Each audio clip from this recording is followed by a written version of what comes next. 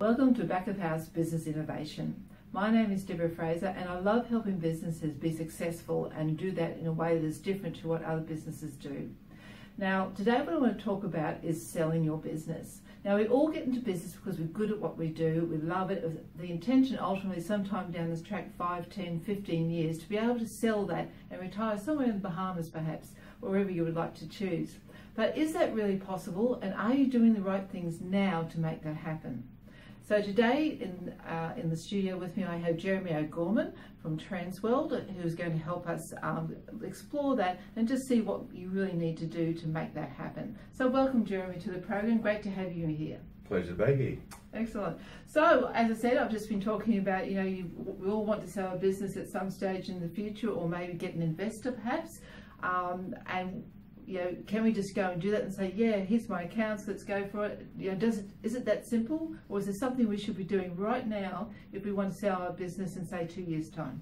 Oh, I think there's lots of things you should be doing right now. I mean, obviously concentrating on the books is critical, because as a business broker or as someone that's looking to buy a business, the first thing they want to see is the books and make sure that they're up to date.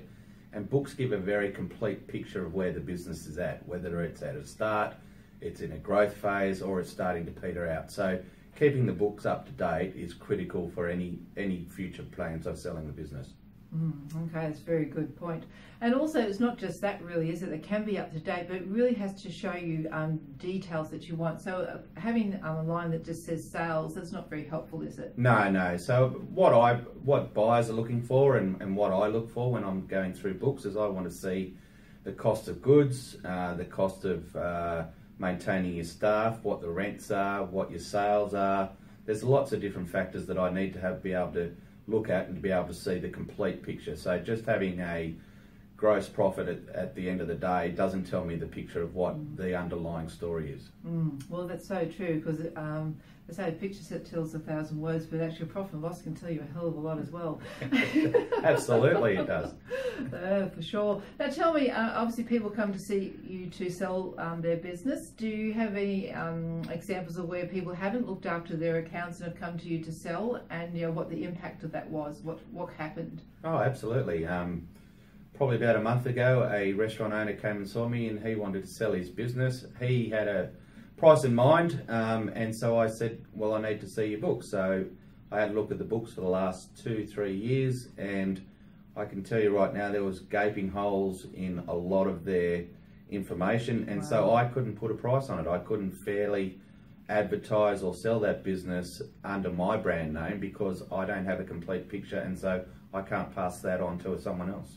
Well, that's right, because no one's going to put out 200, 300,000, are they, without having, knowing all the critical figures within the business. Absolutely. I mean, that's like just giving money away, isn't it? Yeah. Who's going to do that? I mean, you want to make sure you're going to get your return on investment. And yeah, well, at the end of the day, if you're buying a business, it's probably your second biggest investment outside the family home, and you're paying lots of interest because it is a business loan. So you're not going to take someone's word for it. I mean, as everyone says, you've got to do proper due diligence, and you can't conduct that due diligence unless you've got all the facts and figures and the whole story there in front of you.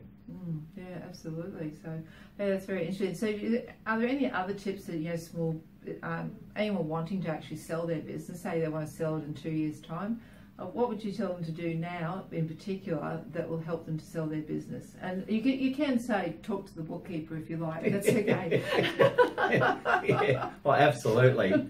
You got to get your books in order, and that's the number one reason. If you're planning to sell, you have to have everything properly documented and recorded and showing everything. But if you're thinking about selling your business, the first thing is to get that plan in place. It's to make sure that you've got someone, whether it's yourself or your partner or a bookkeeper or your accountant, that it is getting everything organised for you, but to concentrate on building your business and let someone look after the books, because what you don't want to do is spend a day doing books and taking your mind off the business. If you drop the eye off the game or drop the ball, then you're not concentrating on your business. And what you want to do is optimize the profitability of your business, so when you do come to sell it, you can ask a bit more in the price. But if you're spending a day just spending on books and not looking after your customers or servicing your customers,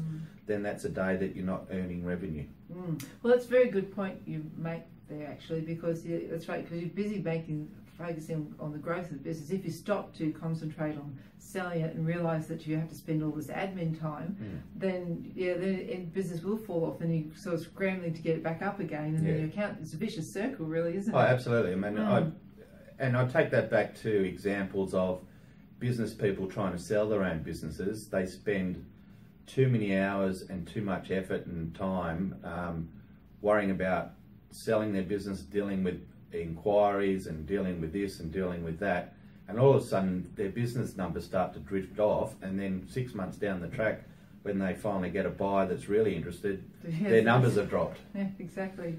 Yeah, false economy. So, yeah, that's right.